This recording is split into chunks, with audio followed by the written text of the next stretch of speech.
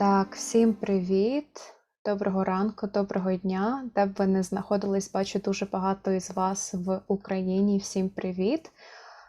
Так, друзі, дуже рада вас всіх бачити в чаті.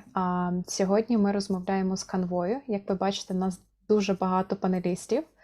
У нас досить велика команда. Тут ми дуже раді зробити співпрацю goodjob з Canvою. І сьогодні ми будемо говорити про CV, тобто як створити CV, щоб виділитися. І Canva дуже багато про це знають, тому вони вам все розкажуть. Хочу зазначити, що ми будемо вести сесію англійською мовою. На питання команда буде відповідати у чаті. Тому, будь ласка, пишіть свої запитання в чаті і вам будуть відповідати. Наприкінці цієї презентації, яка Canva вам покаже, в нас буде онлайн-сесія з запитаннями, які ви задали наперед. Тому не пропадайте, не тікайте від презентації, як тільки вона закінчується. У вас буде змога послухати відповіді на дуже популярні запитання. Я думаю, що ми можемо починати.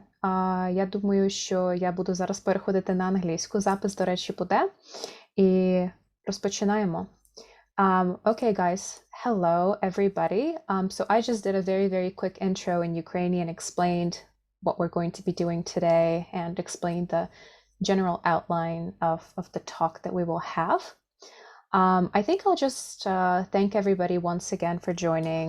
It's an incredible opportunity to team up with Canva to organize this month of masterclasses for Ukrainians. I'm super excited.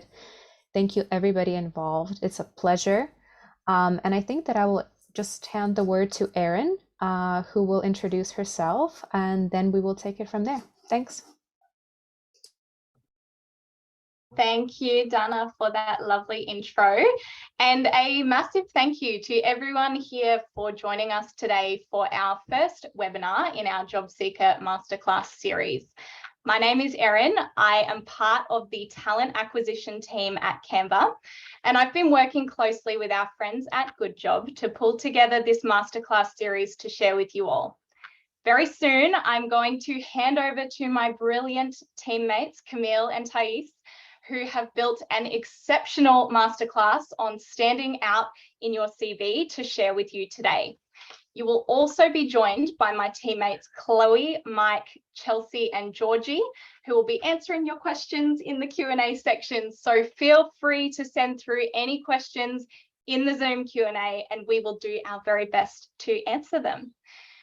We really hope that this month of masterclasses make you feel empowered to confidently tackle your job search. We know many of you are searching for new roles in new countries, new industries, and new cultures. And that can be pretty intimidating and overwhelming at the best of times.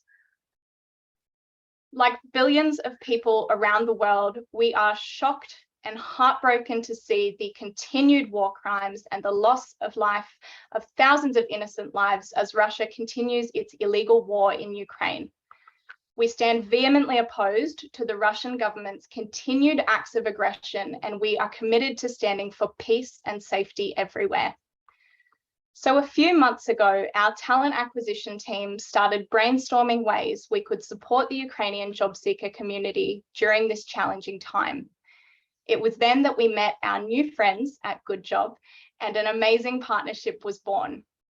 It means the world to us to be able to show our support for Ukraine and work with a truly incredible team to provide these resources to you all. Now, while a lot of you may know a little bit about Canva, many of you may not be so familiar with us. So firstly, let's do a quick intro to Canva. We are a visual communications platform with a mission to empower the world to design. Our goal is to make design accessible to anyone, anywhere, to create anything they like. We are a values-driven company. So these values that are appearing on your screens are the lifeblood of every decision and every interaction here at Canva, including how we interact with the world.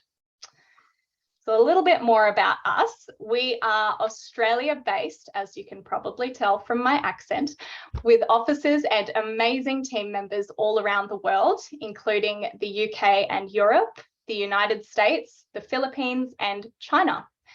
We've experienced enormous ongoing growth as a former startup, and our platform is now used all around the world in 190 countries, more than 100 languages, and with 180 creations being made in Canva every single second, including, might I add, some fabulous CVs.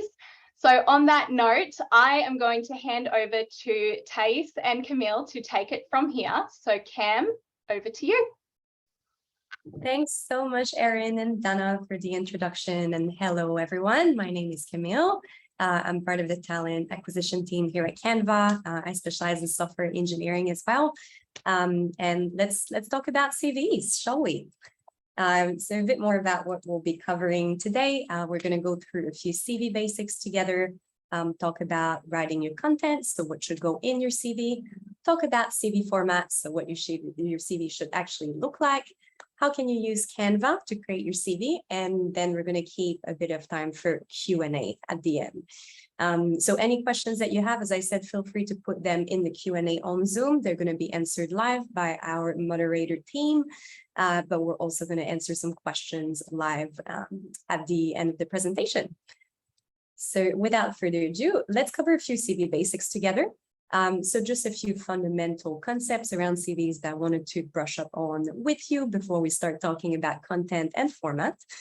But first off, here is a trivia question. So how much time does a recruiter generally spend on one resume on average? Please put your answers in the chat. Have a guess. 6 seconds, 7 minutes, 30 seconds, 3 minutes. Ooh, a lot of different answers. Well, happy to let you know that it is on average less than 10 seconds. So you really have a short amount of time to make your impression on the recruiter when they're having a look at your CV. Therefore, you're really trying to stand out and be the CV that will be coming up on top of the pile. And that's why you really need to intentionally curate your profile just so it's linked in the best way to the job you're applying for. Now, let's talk about target audience, the purpose of a CV, and the recruiter shopping list. So first off, when you're sending your CV or applying for a role, think about your target audience. So who will be having a look at your CV? So when thinking about the target audience, there's a few different things that can make you think further about who will be having a look at your CV and how should you tailor it for this person. So first off, have a think about the size of the company. So let's say if you're applying for a very small business, the chances of the person looking at your CV could be the general manager, it could be the owner of the business as well. But if you go for a larger company, let's say if you're applying with Canva or Google or a larger enterprise, then it's likely going to be a talent acquisition person or a specialized recruiter or anything like that. So different types of roles that would be looking at your CV to begin with. Afterwards, make sure you tailor your CV for the role. So depending on the role or the industry you're applying for, you'd be looking at a different type of CV. So ask yourself, should it be more corporate or creative, bold or subtle? So for instance, if you're applying for a lawyer role, you'd be looking at probably a CV that is a little bit more corporate or traditional. Or if you're applying for something a bit more design related, then definitely, you want to have lots of colors, have something really creative. And same goes for the industry or the company. So if you're applying for, let's say, a role with a bank or the government, keep it simple, keep it corporate, keep it neutral. But if you're applying with a company that is a bit more funky, let's say at Canva, we're a design company, so we love to have something that has a bit more personality and colors, of course. So now let's talk about the purpose of a CV. Unfortunately, it's not always about you, it's about the job. So if you're applying for a job, the person who will be looking at your CV only have one question in mind is, can you do the job? And why is your CV better than the other ones they've seen? So it's not always about you, it's about the company and their needs. And unfortunately, they don't always care about your full life story. They just want to know if you can get it done. So see the CV as your gateway to the interview. I think the interview is where you can really detail, where have you come from, what's your general experience and so on, and make it very much more personable. But the CV, I see it very much as the bridge to get you to the interview stage. So you really want to make a good first impression that very much relates to the job you're applying for. Now, recruiter shopping list. So as a recruiter, every time I look for a job, I'm always going to have a list of requirements that I'm looking for that are really specific to the job brief I've been given. So when I have a look at a CV, I'm going to have my shopping list in mind. And that shopping list could include anything from specific skills. So certain technologies I'd like to see on a CV, especially that I recruit for software engineers, I'll be looking for very specific technical tools. It could be anything relevant to a specific industry that the person would have worked in. So the more items you tick off from that list, the better. So make sure that your skills are very explicitly listed in your CV, just so when I look at it as a recruiter, it's easy for me to tick off these boxes, and it's very easy for me where these boxes would be as well. On the other side of things, unfortunately, I also have red flags on a CV. So red flags would be the opposite of a green tick in a box. So a few different things can be a red flag on a CV. First off, anything relevant to logistics. So this could be location and work rights. Unfortunately, this can be a bit of a stopper for some companies. So make sure that you clarify where you are, what are your work rights for the location you're applying in. Obviously, I'm not in a position to advise you on visas or anything like this. I know it's very hard, but you're better off clarifying what you need in that location, just so there's no unanswered questions when you apply. Otherwise, when we talk about logistics, salary expectations are always a big one as well. Obviously, don't put your salary expectations on your CV. I cannot repeat this enough. But when you apply for a role, very often you will be asked, what are your salary expectations? I always recommend to do a bit of research for the location you're applying in, just because if you're completely off the local market rate, it can be a red flag. So if you're completely undervaluing yourself and you're significantly below the market average, it would be a red flag. And same goes for someone that is just completely off brief and ask for way too much money, also a red flag, in my opinion. Otherwise, other red flag, it would be like just a big gap in the core requirements. So if your skills and the experience doesn't fit the brief, that could be a reason for rejection as well. But without further ado, let's dive into writing the content of your CV. I will pass the mic to my colleague, Taii's. Thanks so much, Kim, and thanks for the introduction as well, Erin and Dana. I'm Taii's. I'm part of the talent acquisition team here at Canva. I focus on data analytics roles. And this next section, we're going to talk about writing your content and give you some tips around what you should include in your CV and perhaps what you may leave out.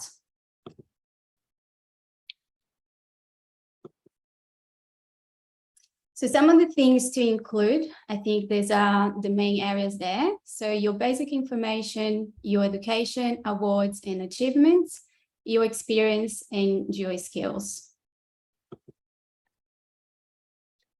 Under basic information, obviously you need to include your name, your contact information, so your email address and phone number, your location, your portfolio. So let's say if you're applying for some creative role, they may require you to present your work. You may include links to your portfolio, or perhaps you are in a technical engineering role.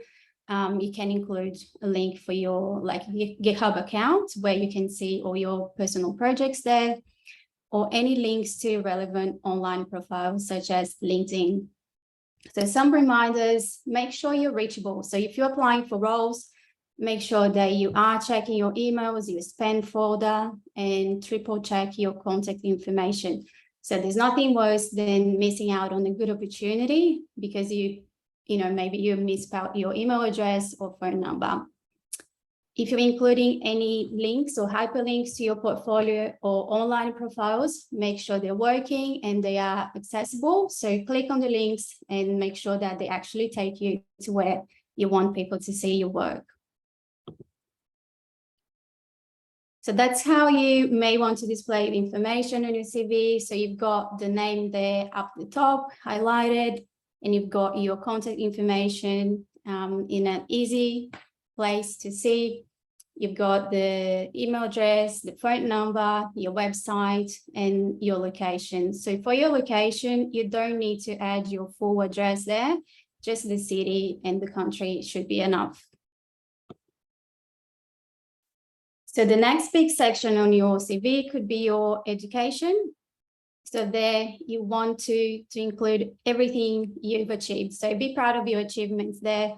Make sure to include any awards for impactful projects that you've been involved in, your education attainments. So that'll be your degrees if you have degrees. If you don't have a lot of experience, but you are a recent graduate, maybe add any competitions, hackathon, university-related recognition that you've achieved so far, and any relevant certifications for the role that you're applying for. So let's say for a lot of the roles that I hired in the data analytics space, you may be required to have a specific skill, let's say on a cloud platform, for example. So you may add those to your CV as well.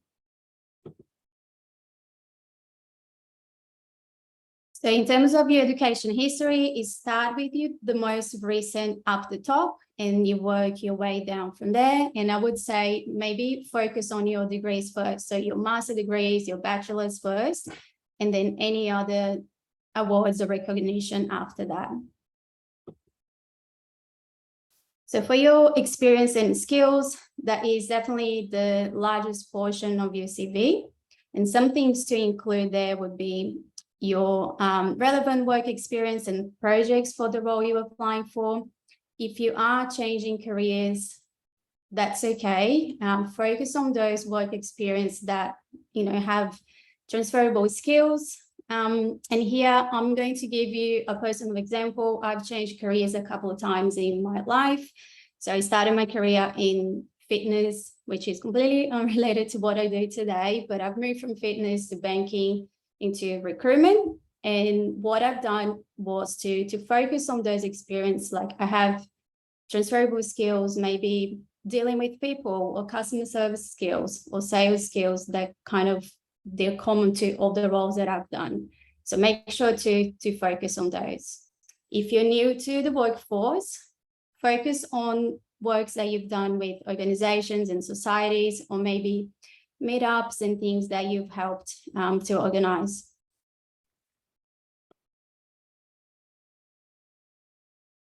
And that's how you may want to display your information. So if you do have commercial experience, focus on those first. And Cam is going to cover a little bit more in the formatting session, but start with your most recent role at the top. You add your job title, the name of the company, the dates, and you work your way down from there.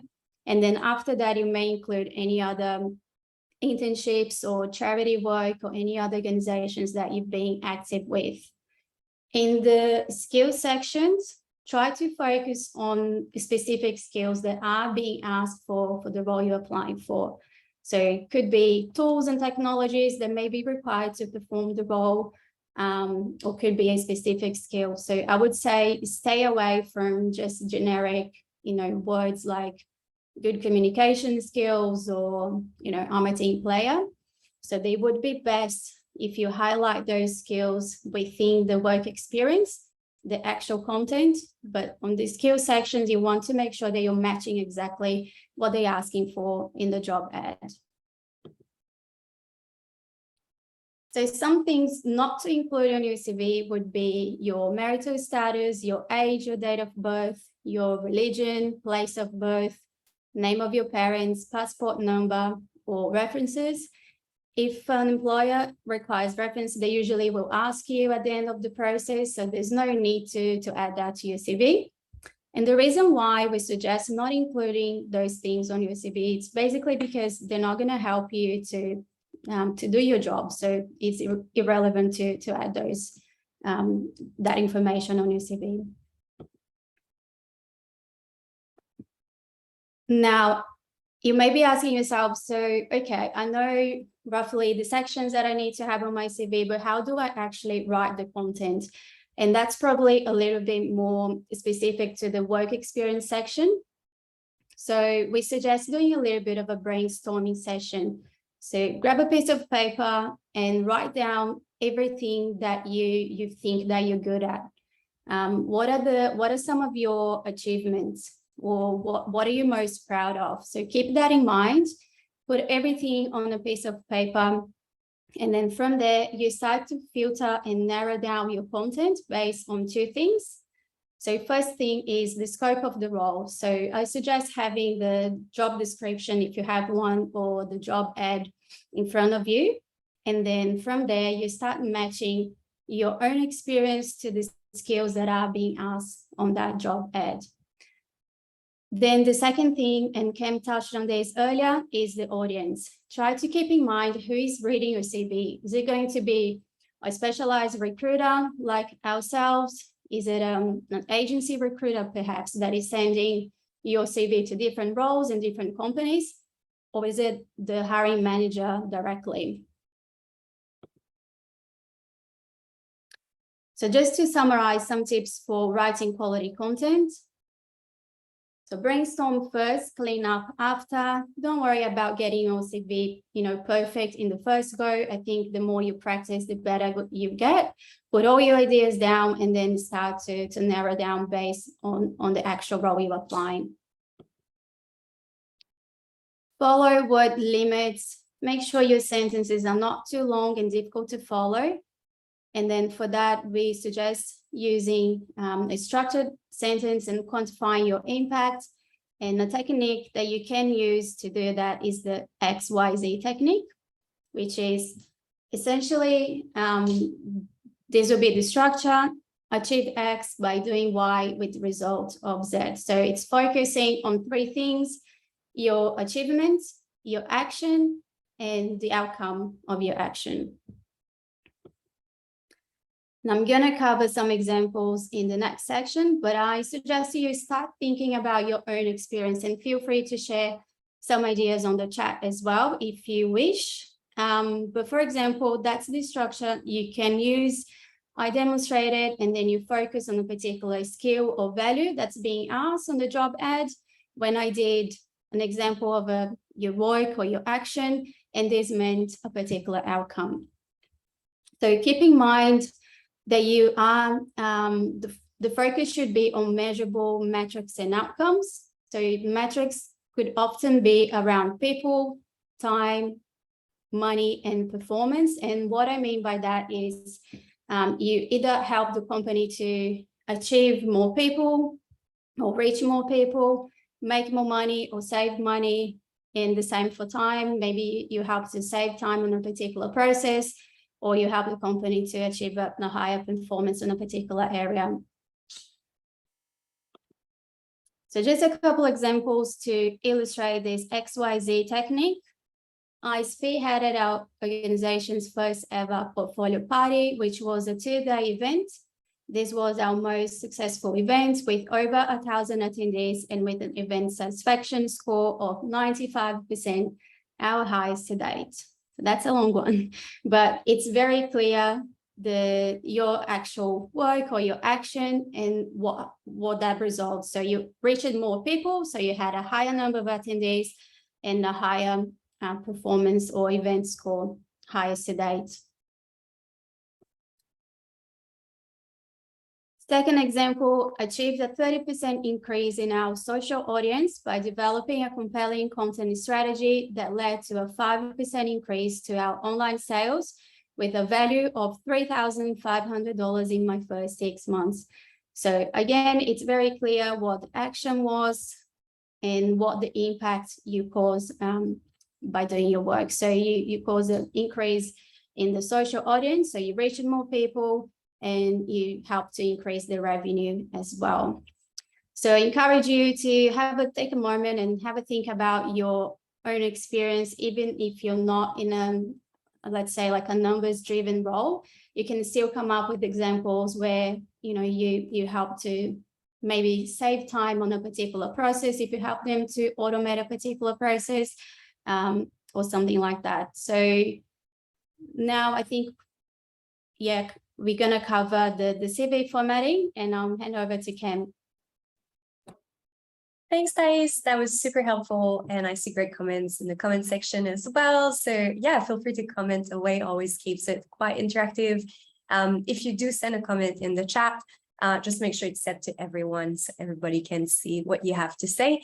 And once again, if you have any questions, feel free to pop it in the Q&A section, just so our moderators can answer on the spot as well. Excellent. So let's move forward to CV format. So we've covered what should go in your CV in terms of content, but the format is really just as important. The format and the layout are very much what are like the first impression for your CV. So, you know, when you meet someone for the first time, you always have a first impression by their appearance, and a CV is really much just the same. So you want to make sure that it's easy to read, pleasant to the eye, and so on. So a few format essentials. Let's talk about sequence, length, and the design. So sequence, there's always things that should be top, front, and center when it comes to your CV. So make sure you include your basic information, like what's the best way to contact you. And otherwise, your relevant experience is also extremely important. So your professional experience, it needs to be quite in the center at your CV, and make sure that you have your most recent experience at the top, and then that you work your way down. In terms of length, I've seen the question popping in the chat, so I'm glad you asked. 2 pages is okay. 1 or 2 pages actually is the general recommendation. There are some exceptions based on the country you're applying for. I know the US tends to be very focused on having a 1-page CV, but that's quite particular to the US. If you're outside of the USA, normally 1 or 2 pages is also completely fine. Just make sure you keep it concise, precise, and you're not stretching out over 10 pages. So it can definitely be longer than 1 page if you want. And when it comes to the design of your CV, I don't really think there's a one-size-fits-all here. Just make sure that you pick a design and a format and a layout that is, once again, a good fit for the role and the type of industry you're applying for.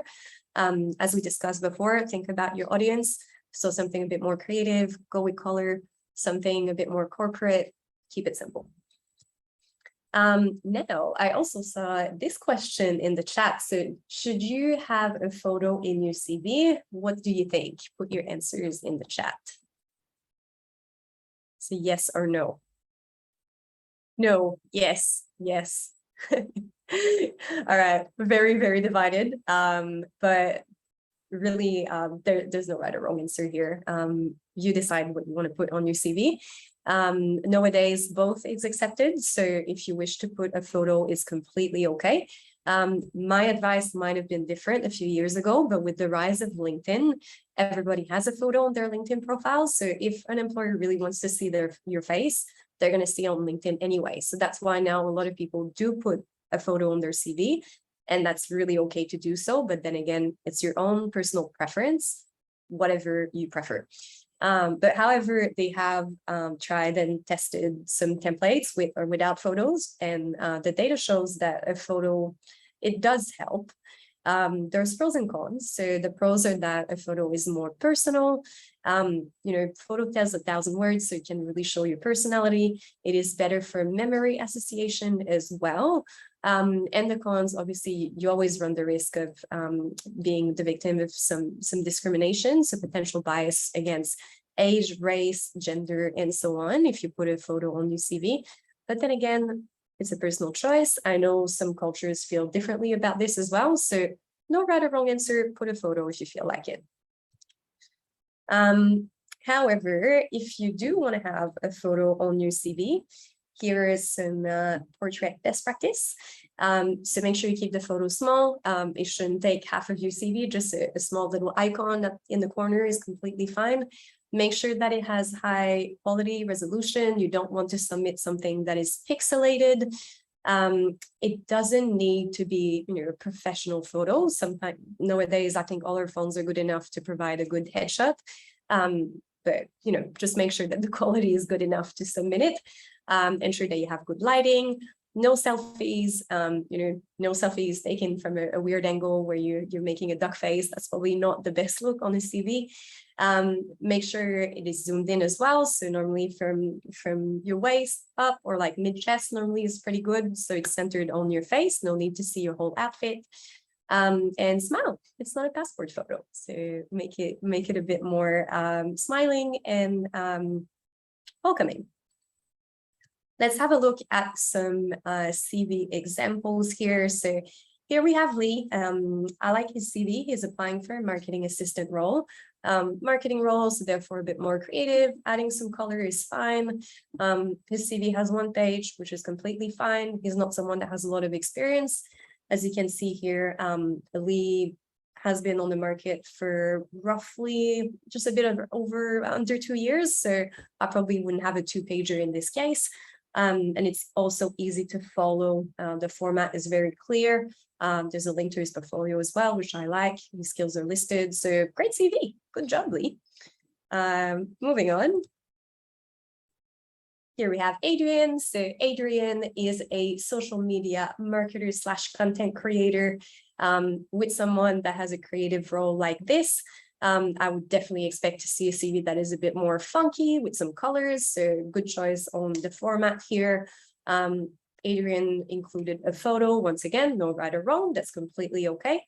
And obviously thought about his audience. So he made sure to list all his relevant socials here.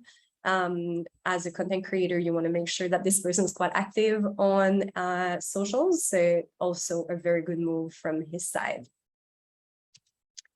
And one last CV I wanted to have a look with you all. This one a bit more traditional when it comes to color choices, but that's also okay. What I like here is that on this template, she's listing how long she would have spent in each company, which is really quick and easy for a recruiter to see how long they would have spent in each place, considering, we only spend a few seconds per CV. So all the information that I need here is very easily listed. She listed her LinkedIn profile as well, which I really like. I'll show you how to do that when we go through a live demo in a bit. Now, let's talk about CV hierarchy. So Taii's mentioned a lot of different elements that should be going on your CV, but they're not as equally important. So there's definitely things that I would put as being the most important on your CV and that recruiters will always have a look at first. And these are your commercial experience, your current role and title. These are really my top 2. That's the first thing I'll be having a look at when I first look at a CV. And then we just work our way down here. So, credibility of the company works often. If I'm curious about a company, I've never heard about it, I'll give it a quick Google just to see if it actually is a real company and quite credible. And then, the results you've gone through, some examples of your work. So normally if I keep working my way down, I'll look through the portfolio, skills, softwares you worked with, education, volunteering, or anything else such as references. These are normally the last 3 I'll be having a look at. I'm not saying that education is not important. That's really, really not the case. But it's not the first thing I'll be having a look at. Obviously, if you're applying for a research role and you're a scholar, that's completely different. Of course, education is extremely important. But in a context of, let's say for me, a software engineer, I'm not going to be looking at the education so much. Okay, now the fun part, I will show you how to create your CV with Canva. So without further ado, I'll show you how to do this. So you go to canva.com, you pick your favorite resume template and you start creating. But that's easier said than done. So I'll show you how to exactly do that. So to do this, I'm just going to stop sharing my screen very quickly, and then I will share my whole desktop so you can see how you can create in Canva. So please bear with me while I do this. 1 second.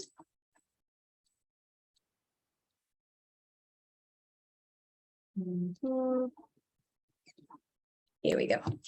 Excellent. So welcome to beautiful canva.com. This is what it looks like when you log in. Canva is free. So when you go in, make sure you create an account. It is free. There's definitely a pro version, but just to create a CV, you can definitely stick to the free one and you'll be completely fine. So this is what it looks like once you're logged in. First off, you want to go in the template section. And then you want to go in resumes. You'll notice there's over 8,000 templates to choose from. So unless you want to scroll for hours, I really recommend to use the filters that are here on the top of your screen or on the left-hand side of your screen. It's just going to make your search a lot easier. So, you can filter by some themes here and right here on the left as well. But what I like the most is actually the search bar. So let's stick to a software engineer example, since this is what I do. So software engineer resume, and then hit search.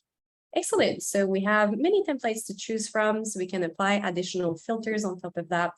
So let's say I'm a software engineer who wants to apply for a bank. So I'd probably go for something a bit more corporate.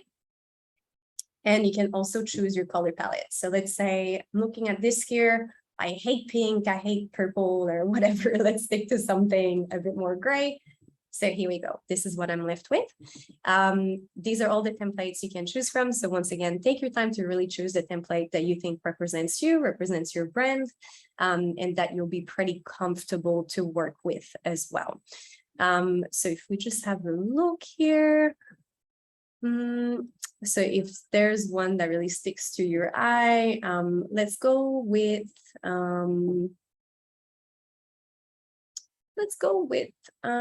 this one here. So once you click on starting a template, it's going to take you into a new Canva project. And from there, you can just enter your own information yourself. So that makes it pretty easy. So everything on the template is fully customizable. It's meant to be very user-friendly.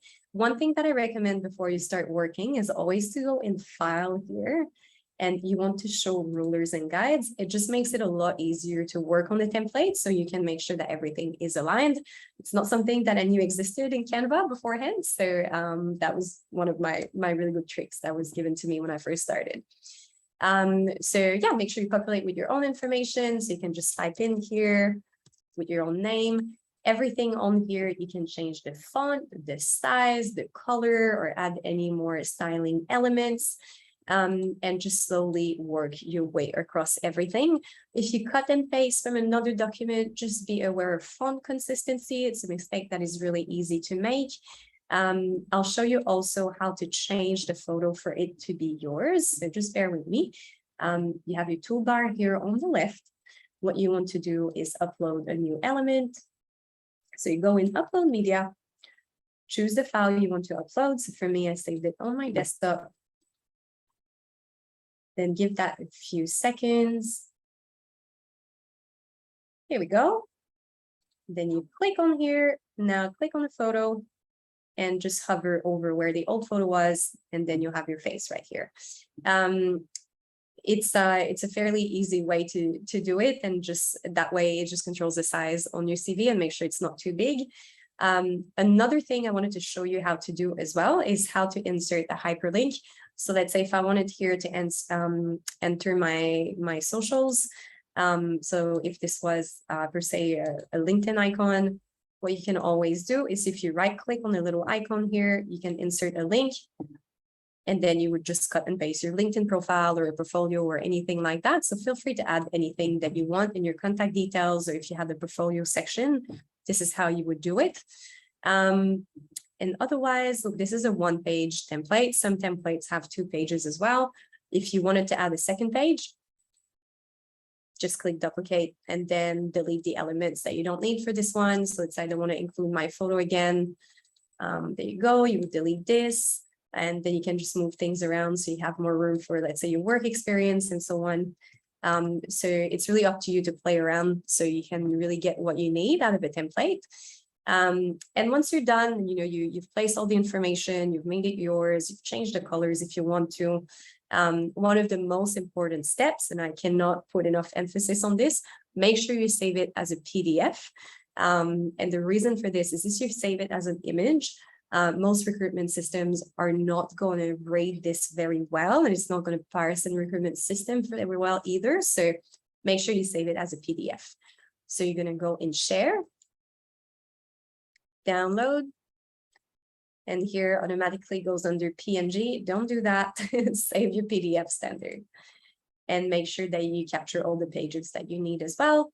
And then you click done and it's going to load, and then you can use it as a file. And easy peasy if you need to change anything, because if you want to obviously tailor your CV for a job, this is going to be your master file. You can go into it, change anything that you need, then save another version and so on. So you can just work from your Canva project to create your CV. Okay, that's pretty much it about the Canva demo. Let me stop sharing my screen and then I'm just going to go back in the presentation.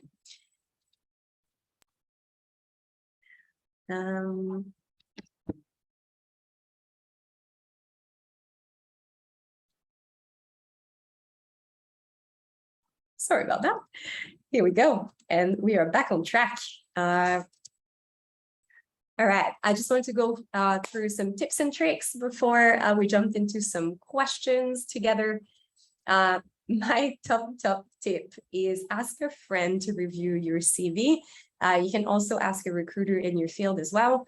There's nothing like a second pair of eyes to assess the work that you've done, especially if English is your second language. I speak from experience. My first language is French. When I first got to Australia and I tried to write my CV, I just had so many typos in it and I just couldn't see it. So, and even as of today, whenever I write something important, I get my husband to review it for me. Ask someone to have a look for you. It's completely okay to ask for some help. And sometimes you can maybe brainstorm some ideas together and just make it better. Second tip, make sure to tailor your CV for a targeted approach. I think this is extremely important. I don't think there's really a one size fits all when it comes to CVs. Have a different CV based on different types of industries you're applying for, or make sure that it's tailored to the company you're actually applying for as well. And keep it relevant. It's so easy to get excited and include, as I said, your entire life story on there and list all the roles you've ever done and even your job at McDonald's when you're 15. Don't do that. Keep it relevant, short and sweet, 1 to 2 pages, and be quite selective with the information that you include on there. And that's pretty much it for my tips and tricks. Taii's, I will leave it back to you to go through some questions.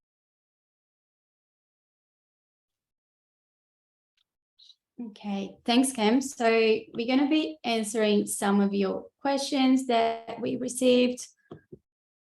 No, that's okay. I've got the control back. All right, so first question. And I'll let you answer, Cam. What is the first thing you notice in a resume? Ooh, good question. I very much have a look at the overall layout first. I'm very big on first impression. So I always check if it's easy to read, if it's a suitable length. And then quickly after that, I'll have a look at the current title and where this person is currently working. Thank you. I think I'm very similar as well. So layout definitely is the first thing. If it's easy to find information, if it's not too lengthy, and if I can find the skills that I'm looking for, I'll definitely spend more time looking at that resume. Right, second question. How did your resumes help you get hired? What do you think made you stand out? That's a good question. And I think it's very personal as well. So I'll let you go first, Cam. It's funny, we were just talking about it this afternoon with the team, and a lot of my colleagues at Canva didn't even have their resumes in Canva when they got hired by Canva. I had mine in Canva because I love the CV templates and I've used them for a long time. But I think overall, I tried to keep my CV very concise. I remember making a specific version for my application at Canva and make it as tied to the role as possible and really align with Canva's values and yeah, make it very tailored for Canva. I thought that was the most important. What about you? I had a very similar experience, but my resume wasn't in Canva. But I made sure that was matching with the skills that were being asked on the job ad, and really tailored my CV to Canva. If you keep too generic, maybe you won't get noticed. So I really recommend you tailoring your CV to the role you're applying for. Next question: is it best to talk with internal recruiter or agency recruiter?